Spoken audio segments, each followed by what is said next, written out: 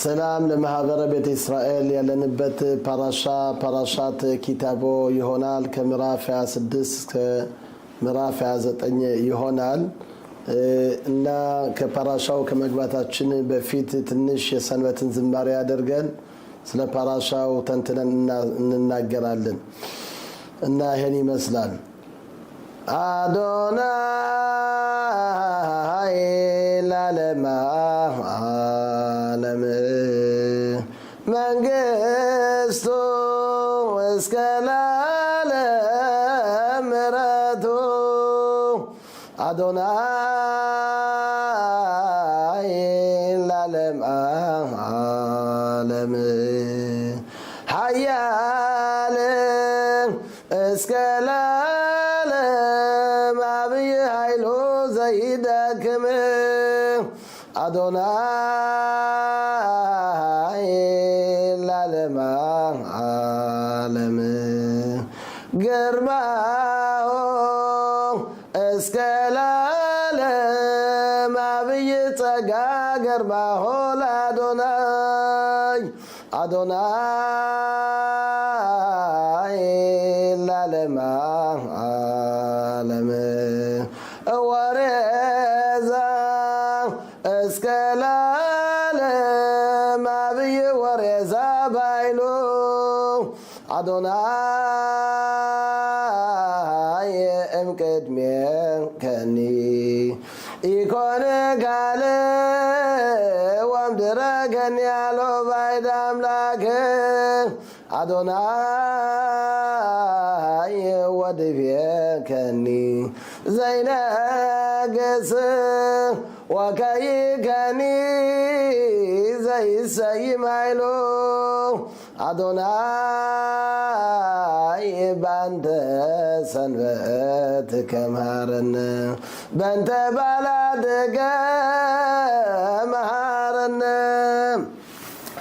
እና እግዚአብሔር አምላካችን የተቀደሰ የተባረከ ይሁንልን ሰንበትን የሰጠን ለረፍት ለደስታ ስሙ የተመሰገነ የተባረከ ይሁንልን ህዝቡን ይባርክልን ህዝቡን ይቀድስልን ወታደሮቻችን በዳር በደንበሩ ያሉት አሁንስ እንደሆነ ለኛ ብለው በዚህ ፀሐይ በዚህ ሙቀት አሁንስ እንደሆነ በዚህ ቀትር ይሄን ሁላ ለሚያደርጉት እግዚአብሔር አምላክ ይጠብቃቸው የተማረኩት ሁላ ደግሞ እግዚአብሔር አምላክ ወደ ቤታቸው ይመልሳቸው አሁንስ እንደሆነ የሚፈክሩት ሁላ ደግሞ እግዚአብሔር አምላክ አሁንስ እንደሆነ ከዚህ ሁላ ያድነን እና ይሄን ይመስላል አሁንስ እንደሆነ ወደ ፓራሻው እንገባለን እና እንደዚህ ይላል ከምዕራፍ 26 ከቁጥር 1 ይጀምራል והיה כי תבוא אל הארץ אשר אדוני אלוהיך נותן לך נחלה וירשת וישבת ይላል አምላክህ እግዚአብሔር ርስት አድርጎ ወደሚሰጥህ ምድር በገባህ ጊዜ በወረሳትም ጊዜ በነርኩባትም ጊዜ አሁንስ እንደሆነ በዛን ጊዜ ምን ይላል በላካክታ ሚርሽት ኮልፕሬ አዳማ እንግዲህ በኩር የሆነው ሁላ የመጀመሪያውን ፍሬ የሆነው ሁላ ይሄን ወደ እግዚአብሔር ወደ አምላክ አሁንስ እንደሆነ በቅርጫት አድርገህ ይሄን ወደ እግዚአብሔር ወደ አምላክ ይሄን ታቀርባለህ ይላል እና የምናየው እግዚአብሔር አምላካችን እንደምታዩት የተቀደሰች የተባረከች ሀገር ማርና ወተት የምታፈስ ሀገር ናት ትልቁ ችግር ግን ማወቅ ያለብን ሰው ከዚህ ሀገር ካልሰራነው ቤት ስንገባ ካልተከልነው ወይን ስንጠጣ በዛን ጊዜ አምላክን ልንረሳ እንችላለን ስለዚህ አምላክ የሚለው ምንድነው ፍራፍሬ ሲበቅል የመጀመሪያውን በክር የሆነውን ቡክራት የሆነውን ያንን ወደ እግዚአብሔር ወደ አምላክ ታመጣዋለህ እንግዲህ ሰው እንደምናውቀው ያርሳል ይዘራል ይደክማል ያንን ስንት ያነ ፍራፍሬ ያነ አዝመራ እስከሚወጣ እስከሚል ስንት ድካም አለው እና ይሄ ሰው እንግዲህ ይሄን ድካሙን የሁላ የደከመው ሁላ አይቶ በመጨረሻ ግን ማወቅ ያለበት ምንድነው ይሄን ሁላ የሚሰጠኝ አምላክ ነው ስለዚህ ሊቃውንቶች ይሄን ሁኔታ ሲያስረዱ በጣም ያስገርማል። ይሄ ስነ ስርዓት እንዴት አድርጎ ነው የሚሆን የነበር? ከዚህ እንደዚህ እንደሚሉት አገሪቷ የተወደሰችበት ፍራፍሬዎች አለ። ሚረሽት ማለት ምንድነው? ምርጥ ከሆነው ከዛ ውሰድ ይላል። ምርጥ የሆነው ማለት ምንድነው? 7 ነገሮች አገሪቷ የተወደሰችባቸው አሉ። አሁን ንበርስ እንደ ገብስ ወይም ሮማን፣ በለስ፣ ታማር እነዚህ ወይም ወይራ ዘይት እንደዚህም ደግሞ አናፊም ይሄ የፍራፍሬ የወይን ሆነ ከነዚህ ከ7ቱ ብቻ ነው የሚመጣ ይላሉ። እና ስለዚህ አንድ ሰው የሆነ የሚያሳድገው በለስ ካለው ወይም የፍሬ ወይን ካለው እነሱ በሚያድጉ ጊዜ ቀይ ገመድ ወስዶ ያንን መጀመሪያ የወጣውን በኩር የሆነውን ያንን ምልክት ያደርግበታል። ያንን ምልክት አድርጎ ያንን በኩር የሆነውን አንድ ያንን ይወስዳል። ከበለስ ካለው ከበለስ ይወስዳል። ሮማን ካለው ከሮማን ይወስዳል። ወይራ ዘይት ካለው ከዛ ይወስዳል። እነዛን 5 የሚሆኑ ፍራፍሬዎች በቅርጫት አድርጎ ያንን ተሸክሞ ወደ ቤተ መቅደሱ መሄድ አለበት። እና ሊቃውንቶች እንደሚያስረዱ ይሄን ሊያደርጉ ሲሉ እንደዚህ ወደ ኢየሩሳሌም ሊዘልቁ ሲሉ አንድ ሰው ብቻ አይመጣም ነበር፣ ህዝቡ ሁሉ ይሰበሰብ ነበር። የሚሰበሰበው የት ነው የነበር? ከውጭ አሁንስ እንደሆነ ከቤት አይደለም፣ ከውጭ ሁሉም ይሰበሰባሉ። ወደ ኢየሩሳሌም ወደ አምላካችን ቦታ ሄደን ይሄን የመጀመሪያውን ፍራፍሬ ለአምላካችን እንሰጥ ነው ብለው ብዙ ህዝብ ሲሰበሰብ በዛውን ሰዓት በውበናል ኢየሩሳሌም ይላል። ያነ መሪያቸው እንግዲህ ሰብሳቢ የሆነው ህዝቡን ሁላ ባንድ ላይ ወደ ኢየሩሳሌም ይወስድ፣ ወደ ተቀደሰው ወደ ኢየሩሳሌም እንሂድ እና ጠዋት ንቁ ይላቸዋል። ተነሱ፣ እንቅልፋችሁ ንቁ፣ ወደ አምላክ ቤት ልንሰግድ ልንሄድ ነው። አባቶቻችን ጸሎት የሚጸልቱት አለ። ንቁ ሀውየ አማን ንቁ ሀውየ። እንግዲህ ሰውን ሊያስነሱ ሲሉ በዝማሬ ሲያስነሱት ነበር። አሁንም ደግሞ ከዚህ ሊቃውንቶች እንደሚሉት ይሄን ደግሞ በዝማሬ አድርገው ያስነሷቸዋል። ወዲያው በደስታ ይነሳሉ።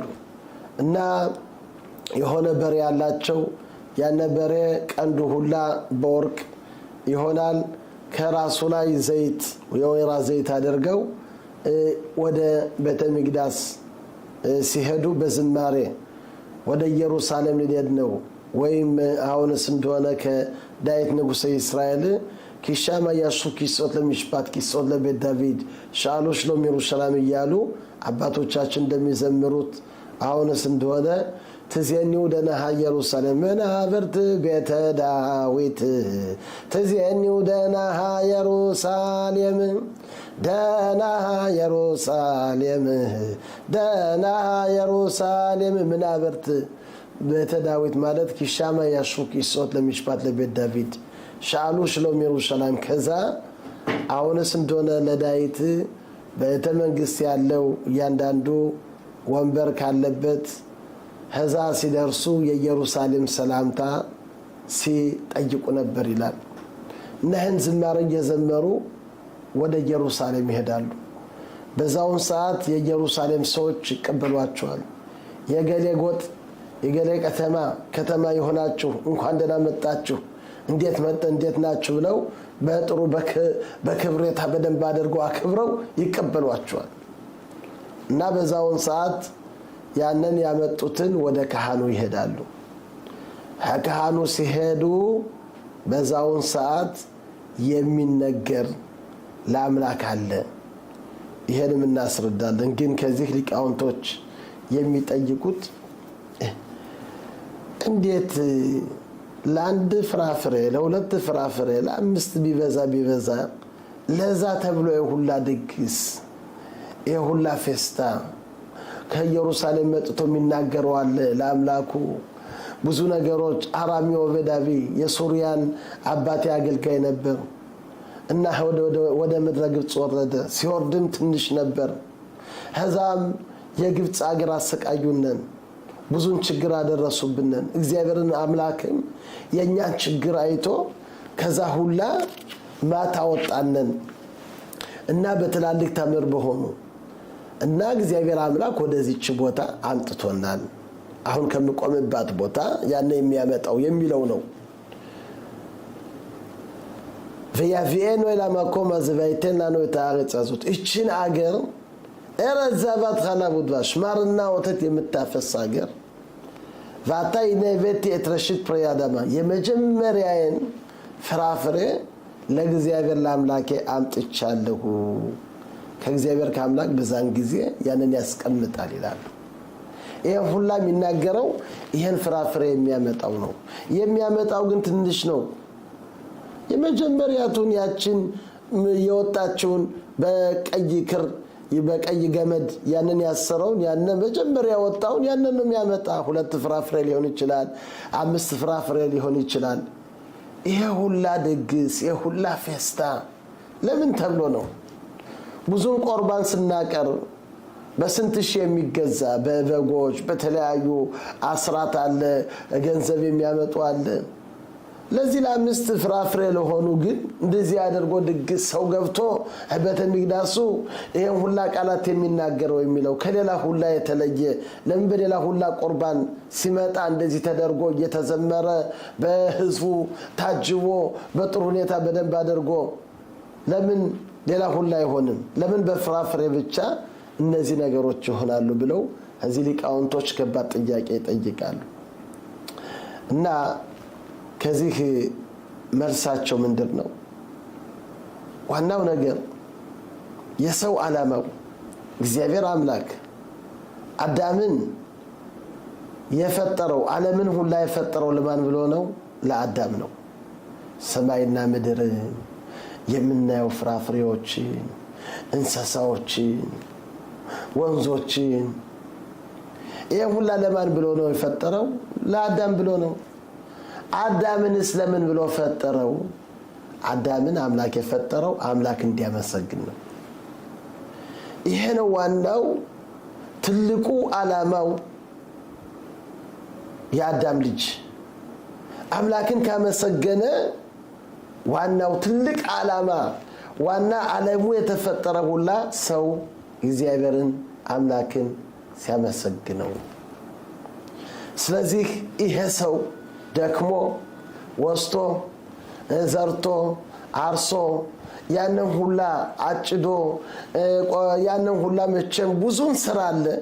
ይሄን ሁላ ስራ አድርጎ የኔ አይደለም የመጀመሪያው የሚወጣው አንድ እግዚአብሔር አምላክ ከኔ ይሄን ሁላ ረድኤት ይሄን ሁላ ሲሳይ ሰጠኝ እና የመጀመሪያውን ለምወደው ለአምላኬ ነው ማመጣ፣ ለሱ ማመስገን እፈልጋለሁ ሰው ብሎ ሲመጣ በዛን ጊዜ እግዚአብሔር አምላክ ይሄ ትልቅ ዓላማ ነው።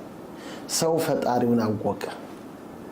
ስለዚህ ለዚህ የሚዛን ከዚህ ከፓራሻ ስናይ ለፍራፍሬዎች ትንሽም ቢሆንም ግን ማን እንደሰጠው ስላወቀ እግዚአብሔር አምላክ ይሄን ሁላ ፍራፍሬ የሰጠኝ እሱ ነው፣ የአምላክ ረድኤት ነው፣ የአምላክ ጸጋ ነው፣ የኔ አይደለም ብሎ ሰው ሲቀር በዛን ጊዜ እግዚአብሔር አምላክ ደስ ይለዋል። ስለዚህ ነው ሁላ ደስታ የሚሆን እና ሁለተኛ ደግሞ እንደምናየው ከዚህ ሁለተኛ እንደምናየው የሚያመጡት የነበር ምንድነው? በለስ ወይም ደግሞ የወይን ፍሬ ሚሽናው እንደሚለው የሚያመጣው ምንድነው? የመጀመሪያ በለስ ካየ ያንን በለስ በገመድ በቀይ ክር ያንን ያስዋል ይላሉ። እንደዚህም የወይን ፍሬ ደግሞ መጀመሪያ ካደገ የመጀመሪያ የሚወጣው ያንን ደግሞ በቀይ ክር ደግሞ ወይም በገመድ ደግሞ ያንን ምልክት ያደርገዋል። እንደዚሁም ደግሞ ሮማን ይሄን ሮማን ደግሞ እንደዚሁ ምልክት ያደርጋል። ሌላውን ሁሉ አልተናገሩም። እነዚህን 3 ብቻ ምሳሌ ሰጡ። ለምን ለነዚህ ለሶስቱ ብቻ ፍራፍሬዎች ምሳሌ ይሰጣሉ? የቀረውን በጣም አይናገሩም አይሉም። እና ይሄን ሲያስረዱ እንግዲህ የሁላችሁ እንደምናውቀው ከኦሪቱ እንደተጻፈልን ከኦሪት ዘኍልቍ እግዚአብሔር አምላክ እቺን የተቀደሰችውን ሀገር ሂዳችሁ ሰልሉ ብሎ 12 ሰላዮች ወደዚች ሀገር ሄዱ። ገቡም 40 ቀንም ዞሩ አገሪቷን ተመለሱ ይላል። ሲመለሱ ግን እስከ ናኻል ኤሽኮል መጡ ይላል። ከምዕራፍ 13 ቁጥር 23 እዛ ላይ ወያበው አድ ናኻል ኤሽኮል ይላል። እስከ ናኻል ኤሽኮል መጡ። ወይኽረቱ ሚሻም ዝሙራ ወኤሽኮል አናቪም የወይን ፍሬ ያንን ቆረጡ። ወይስኡ በሞት ያንን ተሸከሙት ይላል። ሊቃውንቶች እንደሚያስረዱ 4 በዚህ 4 በዛ የወሰዱት ግን ትንሽ አናቢም ናት የነበረች ሌላ አይደለችም። ወሚና ሪሞኒ ወሚና ተኒ የወሰዱት ምንድነው? ሮማንና በለስ ይላል። እነዚህን 3 ነገሮች ወስደው ወደ እስራኤል ማህበር ደረሱ እና በዛውን ሰዓት ታያላችሁ አሉ። አገሪቷ ማርና ወተት ነው የምታፈስ፣ ይሄውና ፍራፍሬዋ ግን ትላልቅ ነው። እንግዲህ ኤሽኮል አናቢም ማለት ዘለላ የሆነ የፍሬ ወይን ነው። ይሄ በአንድ እጅ ነው የሚነሳ። 8 ሰው በዚህ 4 በኋላ 4 ያንን በትልቅ በብረት ተሸክመው እያንዳንዱ ፍራፍሬው ትልቅ ነው የነበር። ስለዚህ ይሄን ፍራፍሬ አምጥተው በአገሪቷ ክፉ ነገር ተናገሩ። ታያላችሁ ፍራፍሬዋ ትልቅ ነው። ይሄን ፍራፍሬ የሚበሉ ደግሞ ከዚህ አገሪቷ ያሉት ሰዎች ትልቅ ናቸው። ምንድነው? በአገሪቷ በፍራፍሬው ይሄን ያመጡት ለተንኮል ብለው ነው። ህዝቡ ይሄን አይቶ እንዴት ያለ ማት ነው እንደዚህ አይነት አንድ ዘለላ የሆነ የፍሬ ወይን በአንድ እጅ የሚነሳ 8 ሰው እያንዳንዱ እንደዚህ ትልቅ እንደ አባቲያህ ከአባቲያህ የበለጠ የሚሆን እንዴት ያለ ጉድ ነው ብለው ህዝቡ ላደነገጠ እና ከዚህ እነዚህን 3 ነገሮች ሊቃውንቶች ተጠቀሱ። ለምንድን ነው? ዋናው ትልቁ ነገር እኛ ሆነ ቤተ መቅደስ እዚች ሀገር በገባችሁ ጊዜ አምላክ ምን ይላል? እነዚህን ፍራፍሬዎች ስታመጡ የአባቶቻችሁን ቀድሞ ስተት የተሳሳቱትን በአገሪቷ ክፉ ነገር የተናገሩትን በዚች ሀገር አገሪቷ ሰውን ትወጣለች ብለው ይሄውና ፍራፍሬዋም ትልቅ ነው በፍራፍሬው ክፉ ነገር ስለተናገሩ አሁን እኛ እነሱ የሰሩትን እኛ በዚህ እንተክነዋለን። የምንተክነው በምንድር ነው? ይሄን ነገር ለአምላካችን አምጥተን ይሄውና ፍራፍሬው የመጀመሪያው ያንተ ነው፣ አገሪቷ ማርና ወተት ነው የምታፈስ እና ይችን ሀገር የመሰለች የለም። ስለዚህ አምላኬ ከዛ ሁላ ማት ምድረ ግብፅ አውጥተህ ከዛ ሁላ መከራ ከዛ ሁላ ችግር ከዛ ሁላ ስንቀጠቀጥ ከነበርነው ወደዚች ሀገር ማርና ወተት ከምታፈሰው ይሄን አምጥተህናልና ይሄ የመጀመሪያው ፍራፍሬ ዋናው ላንተ ነው የሚገባህ ብለው ይሄን ከመሳዊቱ ህሚዝቢያሁ ካህኑ ወስዶ ከዛ ያስቀምጧል። በዛን ሰዓት ይሄን ሁላ ያልነውን እያንዳንዱ እየቆመ ይሄን ያመጣውን ለአምላኩ ምስጋና ያቀርባል እና ይሄ ነው ዋናው ትልቁ ዓላማው። ሁለተኛ ደግሞ እንደምናውቀው አዳምና ሔዋን ሲሳሳቱ አጸ በለስ ነው የበሉ ብዙን ይላሉ። ያን አጸ በለስ የበሉት ያንን ደግሞ ለማስታወስ ለማለት ነው። እግዚአብሔርና አምላካችን እንግዲህ የምንለው ምንድር ነው? ይሄው አዳም እንደዚህ አድርገህ ፈጥረህ በ6ኛው ቀን ተሳሳተ። የተሳሳተው ምንድን ነው? እግዚአብሔር አምላክ ያንን አጸ በለስ በበሉ ጊዜ በዛውን ሰዓት አዳም አለው። የዛን ጊዜ ተደበቀ ከሐዋ ጋር ሆኖ አዳም ለምን ተደበክ ብሎ ባለው ጊዜ ቃልህን ሰምቼ እና ተደበኩ። ለምን ተደበክ ካልኩህ ከዛ ዕፀ በለስ አትብላው ካልኩህ በልተህ ነው ብሎ በጠየቀው ጊዜ በዛውን ሰዓት እሷ ናት የሰጠችኝ ይኸውና ለኔ ረዳት ብለህ የሰጠችኝ እንደዚህ አርጋ አሳሳተችኝ ብሎ ተናገረ። እግዚአብሔር አምላክ ምን አለ በዛን ጊዜ እኔ ላንተ ጥሩ ብዬ ላንተ ነገር ሁሉ እንዲያምር ብዬ ሰጠውን አንተ ግን በጎ ብሰራልህ ክፉ ነው የመለስክ እና በዚህ የተነሳ ቅጣቱን ሁሉ ተቀበለ። ከዚህ አዳም ክፉይቶ ባያ ይላሉ። ክፉይቶ ማለት ምንድነው? አምላክ የሚያደርገውን ያንን ጥሩ ነገር እንደ ክፉ ቆጠረ እና አሁን ደግሞ በእነዚህ ፍራፍሬዎች የምነው ለእግዚአብሔር ለአምላክ ምንድነው? የአዳምን አባቶቻችን የሁሉ ኃጢአት በአገሪቷ ላይ ክፉ ነገር ተናግረዋል።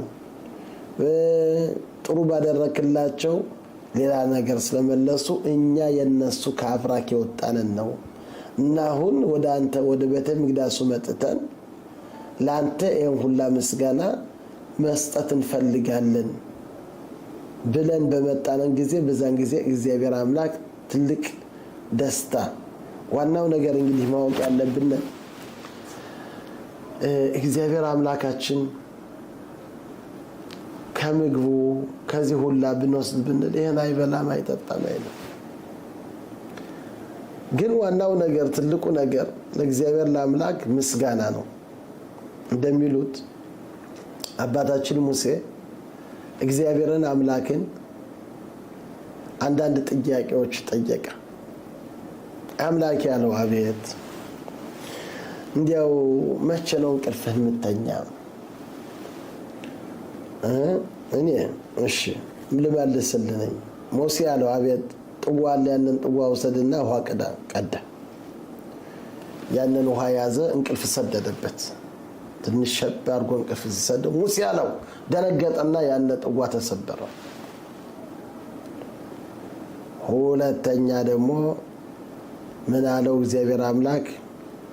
ይሄውልህ ይሄ ጥዋ እንደተሰበረው እኔ ደግሞ አምላክ እንቅልፌን ብተኛ ብል ይህ ዓለም እኔ ነው ያስኩት፣ ይህ ዓለም ሁላ ሊኖር አይችልም። ይህን ሎ ያኑም velo ይሻን ሾመር ሳለ የእስራኤል አምላክ ያንቀላፋ ማንጎላችን ይላል። ስለዚህ እኔ እንቅልፍ የለም። እሺ ምግብህ ሳምትፈላው ምንድነው ብሎ ጠየቀ። ምትፈላው ምንድነው? እኔ የኔ መብል የኔ መጠጥማ አንድ ሰው ተሳስቶ ሲመለስ፣ ሁለተኛ ደግሞ ምስጋና ሲያመጣ ሰው ለአምላኩ ተመስገን ብሎ ለአምላኩ ምስጋና ሲያቀርብ የኔ ምግብ ምስጋና ነው አለ እና ስለዚህ ዋናው ትልቁ ነገር በዚህ ዓለም እያንዳንዳችን እግዚአብሔር አምላክ ለሰጠን ተመስገን ማለት አለብን። ተዳራባ ማለት አለብን። ይሄ ሁላ የምናየው የኛ አይደለም። ይሄ ሁላ የእግዚአብሔር አምላክ ነው። ይሄ ሁላ ጸጋ፣ ይሄ ሁላ ታምር እግዚአብሔር አምላክ የሰጠነን ጸጋ ነው። ስለዚህ እግዚአብሔር አምላክ ለሰጠነን ጸጋ ይሄን እሱን ሁሉ ጊዜ ተመስገን፣ ሁሉ ጊዜ ማመስገን፣ ሁሉ ጊዜ ለአምላካችን መገዛት አለብን። ይሄን ካደረግነን እንደኛ ማን አለ?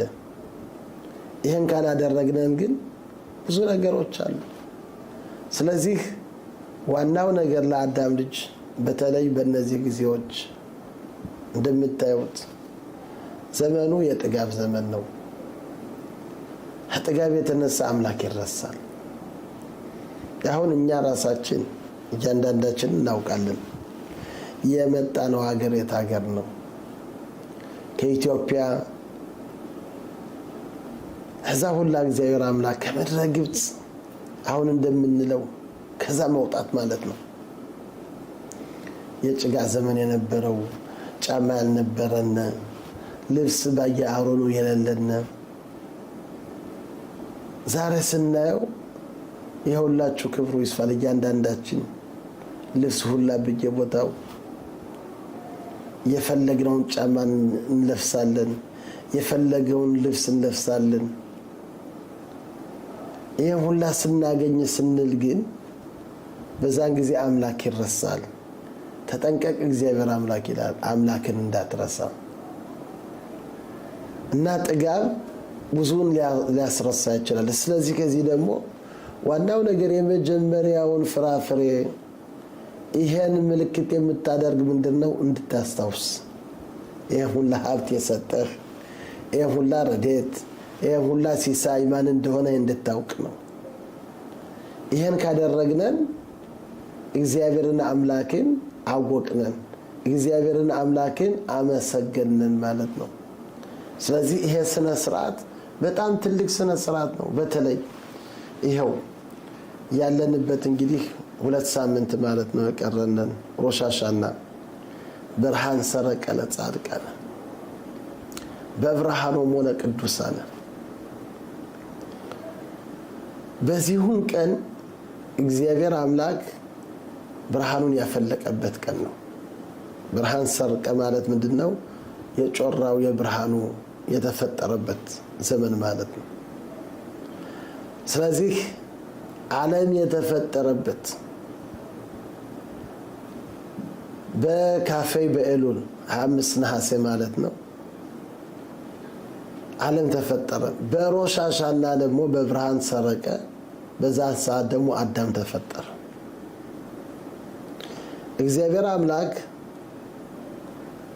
አዳም በተፈጠረበት ቀን በዛውን ቀን ፍርዱን ቀን አደርጋለሁ ይላል እንደምንለው ቲኩ በቆደስ ሾፋር በከሰል يوم ኻርገኑ ቀንደ መለከት ጮራው ያው በዛን ሰዓት ጨረቃው ፍልቅ ስትል ያነ መጀመሪያው ብርሃኗ ያው ጨልማስ ብርሃኑ ሲጀምር በዛን ጊዜ ቀንደ መለከት ንፉ ይሄ ምንድነው ሮሽ ሃሻና ነው ሌላ ሁላ አመትባል በ15 በ6 በሲቫን በዛ ነው ያለ በመጀመሪያው ወር ግን አንድ ብቻ አመትባል አለ ይሄ ሮሽ ሃሻና ነው ጨረቃው ጨልማል ከዛ በኋላ ወዲያው ትንሽ ጨረቃቱ ትንሽና ስጦታ ይዛን ጊዜ አንድ ተብሎ ይሄ ብርሃን ሰረቀ ነው ስለዚህ አዳም የተፈጠረበት በዚሁም ቀን ስለሆነ እግዚአብሔር አምላክ ፍርድ ቀን ስለዚህ ቲቁ በቆደስ ሾፋር በከሰል يوم ኻርገኑ ኪሆግ ለእስራኤል ህግ ነው ምሽባት ለኤሎሄ ያዕቆብ ይላል ያው ከምዕራፍ 81 ከዳዊት ንጉሥ እስራኤልን ይላል አባቶቻችን ደግሞ ይሄንን በጥሩ ሁኔታ በደንብ አድርገው ይሉት ነበር የብርሃን ሰረቀ ጾለት እንዴት ነው ብለን ብንጠይቅ በኢትዮጵያ ሲጾለት የነበረ እዚህ ሀገር ወነበቡ እግዚአብሔር ለሙሴ ነገሮሙ ለደቂቀ እስራኤል ወይቤሎሙ ለቤት ያዕቆብ ወይዜንዎሙ ለወልደ እስራኤል ብርሃን ሰረቀ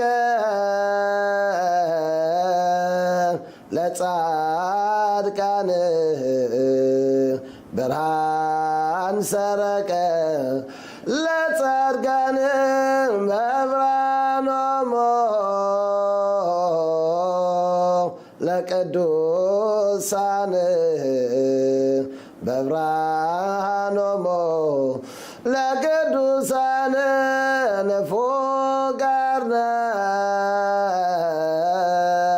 በዕለተ ሰርቅ በምርት ዕለት በዓለነ እስመ ስራቱ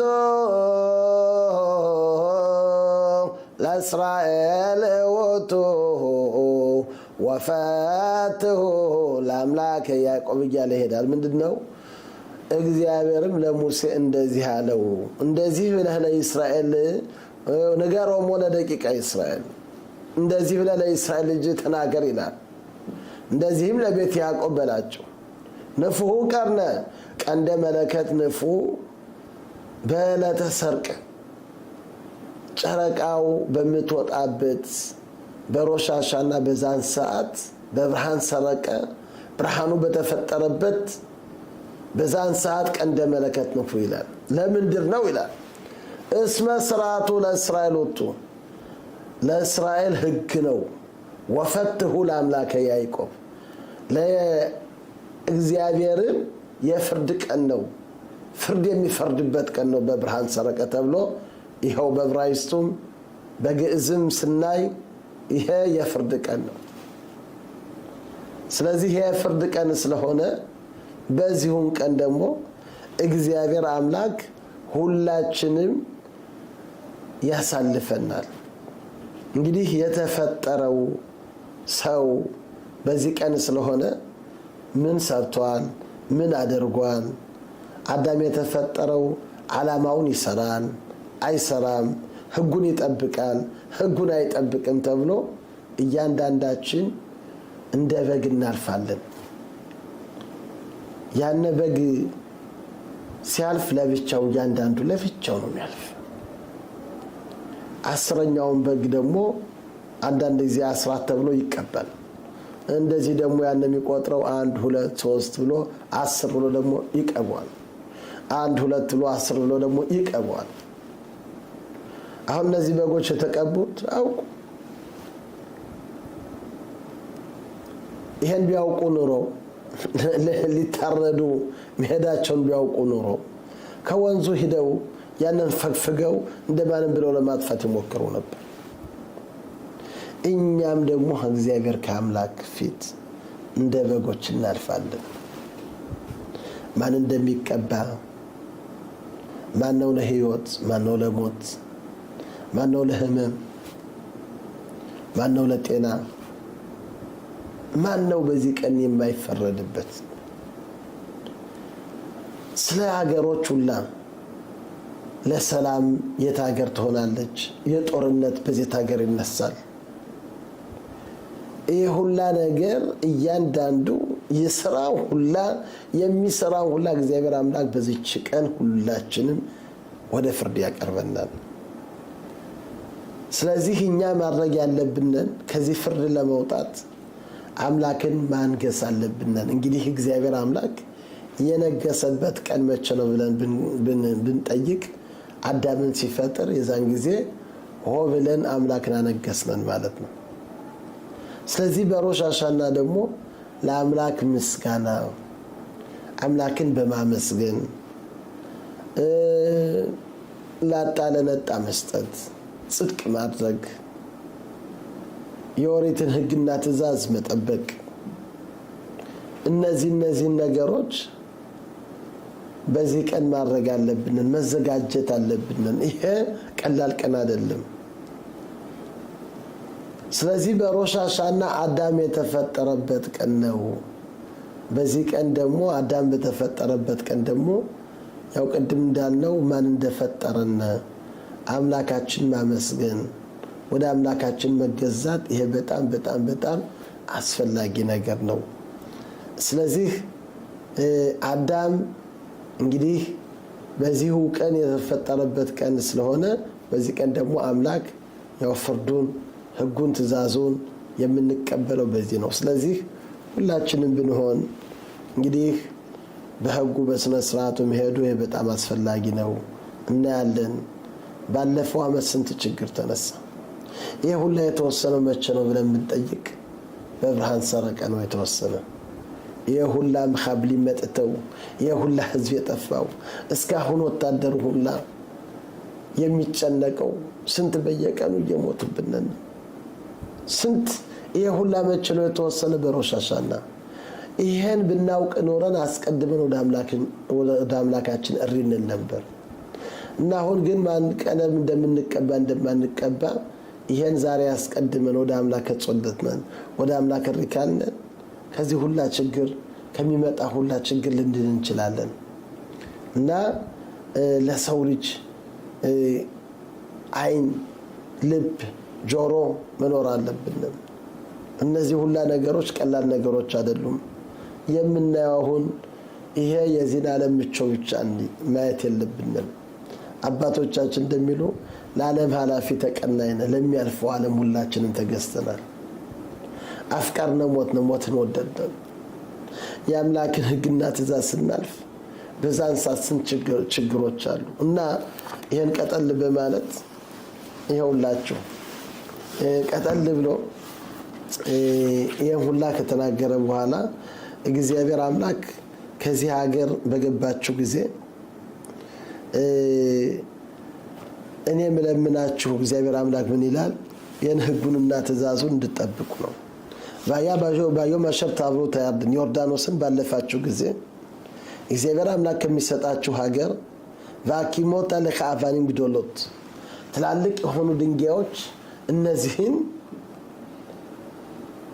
ትላልቅ ድንጋዮች የሆኑትን እነዚህን ድንጋዮች አሁንስ እንደሆነ አቀርብ እነዚህንም በሳድ ታውታን ባሴት ተቀባቸዋለህ ሀዛ ላይ በነጭ የተቀባው የኦሪቱን ቃል ተጽፍበታለህ ድንጋዩ ላይ ለካታፍታ አለህ ይላል እነዚህን ነገሮች ትጽፋለህ የኦሪትን ህግና ትእዛዝ ለማን አሸር ተቦይ ለአረጽ ሸድና ለኸኖተን ለኻይረ ዘበት خلود باش ካሸር ዲበራ ዱና ኤሎያ ወተኻ እና እግዚአብሔር አምላክ ከሚያወርስ ሀገር እንድትመጣ እንድትል ህጉንና ትእዛዙን ትጽፋለህ እና ሀዛም ካህናቶች ቆማሉ አጠራጠር እናደርገው ካህናቶች ቆመው በዛውን ሰዓት ቆመው ህዝቡን እንደዚህ ይላል ከሀርግሪዚም እና ሀርኤባል ከሀርግሪዚም የሆኑት ህዝቡን ይመርቃሉ ሽሞንና ለቢ ሆነው ይሁዳ ብለው ሀርኤባል ደግሞ ያንን የርግማኑ የሆነ ተራራ ነው እና ሀዛ ላይ 12 እርግማናቶች ይራገማሉ የሚለው ምንድነው በመጨረሻ አሩር አሸሎ ያኪም ዲቭሪያ ቶራዞት ወአማር ኮላም አሜን ምንድነው እርጉም ይሁን እቺን ወሪት ሁላ የማይጠብቅ ያምላክን ቃል ግን ብትሰማ እግዚአብሔር አምላክ ሁሉንም ነገር ይሰጣል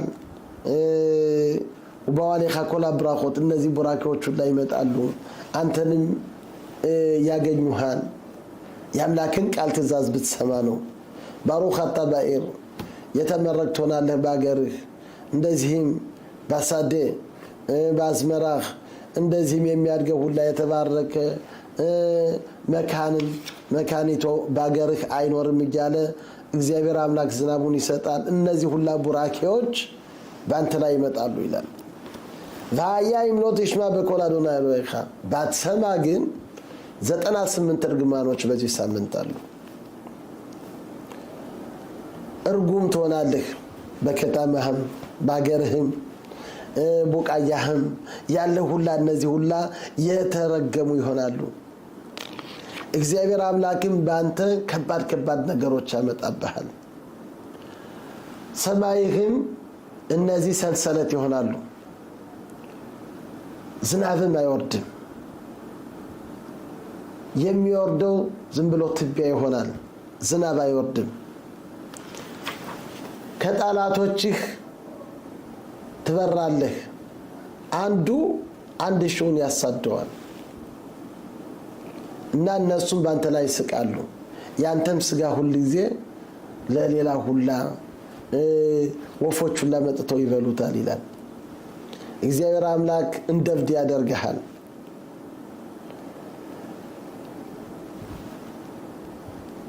በምትሰራ ሁላ በምታደርገው ሁላ ሁሉ ጊዜ እንደተሰረቅ ሁሉ ጊዜ እንደተቸገርክ ሴት አጭተህ ሌላው ይወስዳታል ቤት ሰርተህ አትቀመጥበትም እንደምታየው ዛሬ ሰው ሰርተን ቤታችን ሁሉ ጊዜ መቀመጥ ሁሉ ጊዜ በስራ ላይ ነው ያለንን እንደዚህም በሬዎችህ አህያዎችህ እነዚህ ሁሉ ይሰረቃሉ ይወስዷቸዋል አሁን እንደምናየው ይሄ በሬ ማለት መኪና ማለት ነው ዛሬ ስንት አረቦች እየመጡ የኛ ሁላ መኪና እየሰረቁ የሁላ ምንድነው ህግን ትእዛዝን ባትሰማ አሰምሽ ጠራ ቢኖርም ስንት እየሄደ ነው አለ ያንተ ልጆችህ ሌላዎች ወስዷቸዋል ዛሬ እንደምናየው ሴቶችን አረቦች በዱም የሚባሉ እየወሰዱ አንተ ያየህ እያለቀስክ ምንም ነገር ለማድረግ አትችልም ይሄን ባየህ ጊዜ ታብዳለህ ይላል እና ቀጠል ብሎ ብዙ ነው መቼም እግዚአብሔር አምላክ ከዚህ ሁላ ነገር ያውጣልን ጧት ሲሆን ምን ትላለህ መቼ ይመሻል እንደዚሁም ደግሞ ማታ ሲሆን ደግሞ መቼ ይነጋል ሚፓኻል ለባበኻ ሸት ይፍኻል ይላል ፍርሃት እግዚአብሔር አምላክ ይሰድብሃል ሁሉ ጊዜ በሽብር ሁሉ ጊዜ በፍርሃት እነዚህ ሁላ ነገር እግዚአብሔር አምላክ እነዚህም ሁላ ባንተ ላይ ያመጣብሃል እና እንደምናየው እነዚህ እርግማኖች ናቸው 98 እርግማን አለ በዚህ በሳምንት በመናነበው ሳምንት ከነዚህ ሁላ ለመዳን ከነዚህ ሁላ ለመውጣት ከፈለግን የአምላክን ህግና ትእዛዝ መጠበቅ አለብን ዛሬ እንደምናየው ስንት ነገሮች ውስብስብ ይያሉ እነዚህ ሁላ ዛሬ ባይናችን የምናያቸው ነገሮች ናቸው እግዚአብሔር አምላክ እየተናገረ ነው ህግንና ትእዛዝን ብትጠብቁ ግን ዓለም ታያላችሁ ዛሬ ያገር ሀብት ተቀምጦ ያገር እንትን ተቀምጦ ሰው ያለው ልቡ ከሱ ጋር አይደለም ያለ እነዚህ ሁላ ነገሮች ምንድነው ህጉንና ትእዛዙን ባጠብቁ ብሎ እግዚአብሔር አምላክ እነዚህ ሁላ ነገር ያስጠነቅቀናል ማለት ነው እና ስለዚህ ይሄው አመት ባሉም እየቀረበ ነው የፍርድ ቀኑም እየቀረበ ነው ሊቃውንቶች እንደሚሉት ይሄን የምናነበው ለምንድነው ሐሮሻሻና በፊት የሚነበበው እርግማኑን ጨርሰን ትክለሻና በክሊሎታ ይላሉ ይሄ እርግማኑ ሁላ ይለፍ የምናየው የዚህ አመት ስንት ችግሮች በየቤቱ ስንት ነገሮች ስንት ችግሮች እየተነሱ ነው አሉ እና ይሄን ስንሰማ ደግሞ ለአምላካችን ይሄ እርግማን ይለፍልንን ቡራኬውን አምጣልንን ግን ይሄ እንዲሆን ግን እኛ ማድረግ አለብን እኛ መስራት አለብን እኛ ወደ እግዚአብሔር ወደ አምላክ መቅረብ አለብን አምላክን በሁሉ ልባችን መውደድ አለብን ዋናው ህይወታችን ምንድነው አምላክ ነው የአምላክን ህግና ትእዛዝ ካልጠበቅነን ግን ዜሮ ነን ባዶ ነን እና ዋናው ነገር ምንድነው ህጉንና ትእዛዙን መጠበቅ ማለት ነው ከዚህ ዓለም የምናየው የሁላ ቀኑንና ሌሊቱን ሁላ ለሀብት ብለን ብንሮጥ ብንል ሁሉም ከዚህ ዓለም ቀሪ ነው ቤታችን የሚቀር ከዚህ ነው መኪናችን የሚቀር ከዚህ ነው አብሮነን የሚከተል ምንድነው ብለን ብንጠይቅ የአምላክ ህግና የአምላክ ትእዛዝ ብቻ ነው አብሮነን የሚከተል ሌላ ሁላ ነገር ከዚህ ነው የሚቀር ይሄን ትንሽ ለማስረዳት ምን ይላሉ አንድ ሰውዬ ነበር ይሄ ሰውዬ 3 ባልንጀራዎች ነበሩት አንዱን በጣም ይወደዋል በአንድ ላይ ይበላሉ በአንድ ላይ ይጠጣሉ መቼም ፍቅራቸው በጣም የተለየ ፍቅር ነው የነበራቸው ሁለተኛው ደግሞ ይዋደዳሉ እንዳንደኛው አይደለም ግን ፍቅር አላቸው ሶስተኛው ግን አንዳንድ ጊዜ ሰላም በሩቅ ይሏል የሶስት ባልንጀራ ያሉት አንድ ጊዜ ምን ይሆናል ፍርድ ቤት ይጠሩታል አቶ ገሌ ያሉት አቤት ዛሬ ወደ ፍርድ ቤት መምጣት አለብህ ተባለ መጣ እንግዲህ ያሉት ስማ ዛሬ በጎ ሰው ነህ ብለህ መስካሪ ካላመጣህ ትረሽናለህ ምን ችግር አለ ጓደኛዎች አሉ ብሎ እየሮጠ ወደ ጥሩ ጓደኛው ይሄዳል ወደዛ ጥሩ ጓደኛ ሲሄድ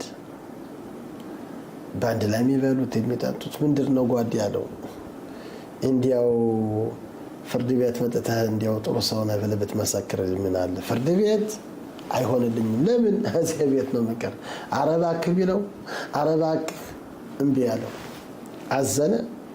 እንዲያው እንደዚህ አደርገ ለሱ ብዬ ህይወቴን ሁላ ሰጥቼ አሁን እንደዚህ ያደርገኛል ብሎ በጣም በጣም በጣም አዘነ። አሁን ከሞት ለመዳን ማለት ነው ወደ ሁለተኛው ጓደኛው ደግሞ ይሄዳል። ወደ ሁለተኛው ጓደኛው ደግሞ ሄደ። ያን ምን አለው? ስማ እረዳሃለሁ፣ ግን እስከ ፍርድ ቤት እስከ መግቢያው ቀርባለሁ።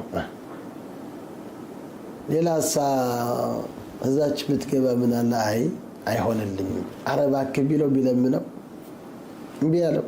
በጣም አዘነ ይሄ ሰውዬ። እነዚህ ሰዎች በእነሱ እንዲያው ተመክቼ ነበርኩ እንደዚህ ጉድ ሰሩኝ ብሎ። አንዱ ግን አንዳንድ ጊዜ ሰላም በሩቅ ነው የሚለው። እነዚህ ሁለቱ ካረዱኝ ያን እንዴት አድርጎ ይረዳኛል? ግን ከሞት ለመዳን ነው መሄድ አለብኝ፣ ወጭም ልጠይቅ የሚሆነው ይሆናል ብሎ ወደ ሶስተኛው ቤት አይዞህ እኔ አንተ በፊት ደርሼ መሰክርልሃለሁ አለው። ይኸውላችሁ ያልታሰበው እንደዚህ አድርጎ አዳነው ይላሉ። ይሄ ደግሞ ምሳሌው ምንድነው? እያንዳንዳችን ከ120 ዓመት በኋላ ወደ ፍርድ ቤት ወደ እግዚአብሔር ወደ አምላክ እንቀርባለን እና በዛውን ሰዓት እግዚአብሔር አምላክ በዚህ ዓለም ምን አደረግ፣ ምን ሰራህ፣ ምን ስንቅ ይዘህ መጣህ ተብሎ ይጠየቃል። ሰው መቼም የሚወደው በዚህ ዓለም ገንዘቡን ነው። ገንዘቡን በጣም በጣም ይወዳል። ስለዚህ ለገንዘብ ብሎ ሰው በዚህ ዓለም ከሚስቱ ጋር ይጣላል፣ ቤተሰቡ ጋር ይጣላል። እንደምታዩት ዛሬ አንድ ቤት ሲቀር በዛ ቤት ወንድማማቾች አንድ ላይ የሚበሉ የሚጠጡ ያን ሁላ ፍርቅርቅ ይላል በትንሽ ነገር። የሁላ ገንዘብ ቀላል አይደለም። ሰው ለገንዘብ ብሎ ዛሬ እንደምታዩት ሻውት ነው ሳፎት እያለን የምንሰራው የምናደርገው ምንል የሁላ ለገንዘብ ተብሎ ነው።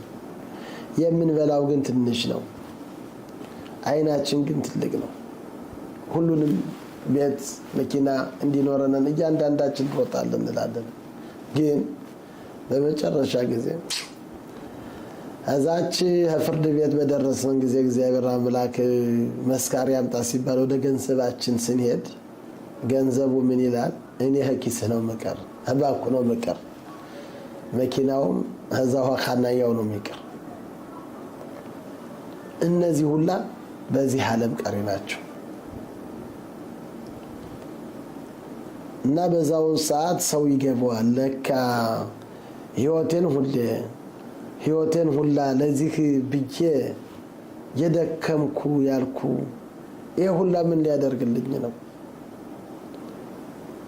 እና በዛን ጊዜ ያዝናል እና ወደ ሁለተኛው ደግሞ ይሄዳል። የሁለተኛው ደግሞ ቤተሰብ ነው። ይሄ ቤተሰብ በጣም ይወዳል ይላል ቤተሰብ። ግን በመጨረሻ ያን ቤተዘመድም ቢሆን እስከ ፍርድ ቤቱ መግቢያው ማለት ምንድነው እስከ ቀብሩ አብሮ ይከተላል ይላል። ሀዛች ውስጥ ግን ቀብሩ ውስጥ ግን የሚገባ የለም። ስለዚህ ያን ሁለተኛው ባልንጀራ እስከ ፍርድ ቤቱ መግቢያ እስከዛ ሄዳለሁ፣ ሀዛች ውስጥ ግን አልገባም። እያንዳንዱ እንግዲህ ሲሸኝ ሲል እስከ መቃብሩ ይሄዳል። ሀዛ ውስጥ ግን አብሮ የሚገባ የለም። አንዳንዱ የሚገለገል ካለም ለቀቅ ብናደርገው ሀዛች ቀጥ ነው የሚል ማንም አብሮ አይገባም አይደል? እና ሰው የሚሄደው ለብቻው ነው። ማን ነው አብሮት የሚከተል? እና ወደ ሶስተኛው ባልንጀራ እንሂድ። ይሄ ሶስተኛው ባልንጀራ ማን ነው? ህግና ትእዛዝ ነው። የኦሪት ህግ፣ የኦሪት ትእዛዝ፣ የአምላክ ትእዛዝ ነው። ለነዚህ ሚዛን አንሰጣቸው። ወደ ጾላይ ስትና ሲባል ያው ያነሰው ወደዛ ለመሄድ እንገደገዳል ይላል። ወደ ሰርግ ሲባል የዛን ጊዜ ድጉ የሆነው የማይሆንለት ወገቤን የሚለው ይለቀዋል። ከዛ መቼም አብዶ እየዘለለ እያለ ያነ የነበረው ሁላ ይለቀዋል። ይሄ ምንድነው? የሰይጣን ስራ ስለሆነ ነው። ግን ወደ ተቀደሰ ዓላማ ወደ ጸሎት ቤት ናሲባል በዛን ሰዓት እግሬን አመመኝ ቆረጠመኝ አልሆነልኝም ብሎ ተሸብሎ ለዛው ይቀራል ይላል። ለነዚህ ነገሮች ሚዛን የሚሰጣቸው የለም ወይ የሚወሪ ትምህርት ዛሬ ያነተተቶ ሌላ ነገሮች ነው እንከታተል የምንል። ለነዚህ ነገሮች ግን ሚዛን አልሰጠንም። እኛ የዚህ ዓለም አብሮ የማይሄድ ከዚህ ዓለም የሚቀር ከዚህ ዓለም አታሎ የሚያስቀር ነገሮች ከነሱ ጋር አብረን ሁሉ ጊዜ ያው እንታገላለን እንላለን እና እነዚህ ነገሮች በመጨረሻ አብረውንን አይመጡም። ገንዘብ ቤተሰብም ቢሆን ሁሉም ከዚህ ዓለም ቀሪ ነው። አንተ ለብቻህ ትሄዳለህ። ማንም አብሮ የሚከተል የለም። ግን ማነው አብሮ የሚከተል? ኢሳያስ ነብዩ እንደሚለው ባላህ ጽድቅ ኻለፋነኻ ወኽወደ ሸም ያስፈኻ ያምላክ ጽድቅ ከፊት ይሄዳል። ያምላክ ክብርም አብሮ ካንተ ጋር ይመጣል። ጽድቅ የሰራው ላጣው ለነጣው የሰጠህ ወደ ጸሎት ቤት የጸለትከው ለአምላክ ተመስገን ያልከው ለእግዚአብሔር ለአምላክ አሁንስ እንደሆነ ብለህ ኦሪትን ትምህርት የተማርከው ያልከው ለራስ ለነፍስ ብለህ የተማርከው እነዚህ ግን ጽድቅ ሆነው ከችግር ሁላ የሚያድኑ መቃብር ሁላ ሰርስረው አብረው የሚከተሉህ እነዚህ መንፈሳዊ የሆኑ ነገሮች ነው። ስለዚህ አባቶቻችን ለዓለም ኃላፊ ተቀናይነ ለሚያልፈው ዓለም ተገዝተናል። ይሄ ቆራጣ ለሆነው ለዚህ ለሚቀረው ህይወታችን እንደ ጥላ ነው የሚሽከረከር ወዲያው ነው የሚደርስ የሚል እኛ ግን ዛሬ የዚህን ዓለም የምቾን ዓለም ስለዚህ እግዚአብሔር አምላካችን ከዚህ ደግሞ ኮሪቶ የሚለንን በህግ በስነ ስርዓት ብትሄዱ ቡራታ ታገኛላችሁ። ግን በህግና በስነ ስርዓት ካልሄዳችሁ ግን የሚያገኛችሁ በዚህ ዓለም በሚመጣው ዓለም ከባድ ነገሮች ነው። ስለዚህ ወገኖች ሁላችንም ወደ አምላክ አሁንስ እንደሆነ እየተነሳነን ለአምላካችን ማመስገን አምላካችን መለመን አምላካችን ከዚህ ሁላ ሰውረና ከሚመጣ ሁላ ምን ፍርድ እንደሚፈረድ የሚመጣው ዓመት እንደዚህ ከሆነ ይሄ ዓመት ደግሞ ምን እንደሚሆን የሚያውቅ ሰው አለ? ዓለም ሁላ ዛሬ እየተፋጀ ነው አለ እና ያለንበት የዓለም የተፈጻሚት የሆነ ጦርነት እየተነሳ እየሄደ ነው። ስለዚህ ወደ አምላክ መቅረብ ማለት ከዚህ ዓለም ትንሽ እያወረድነን ወደ ተቀደሰ ሌላውን ነገር ከማገላበት ከማለት ስልኩን ብቻ ከማየት ቲክቶክ ጋር ከነዚህ ነገሮች ጋር ከመሆን የኦሪትን ቃላት ትንሽ እንስማ፣ እንዲያው የአምላክን ምክር እንስማ፣ መጽሐፉን እንግለጥ ብለን ወደ አምላካችን አቀረብነን ጽድቅ ካደረግነን እግዚአብሔር አምላክ ይምረናል እና እግዚአብሔር አምላክ ሁላችንም ቸር ጥሩ መዝገብ እግዚአብሔር አምላክ ይመዝገበና ይሄን ይመስላል። ሸባት ሻሎም ወመቦራህ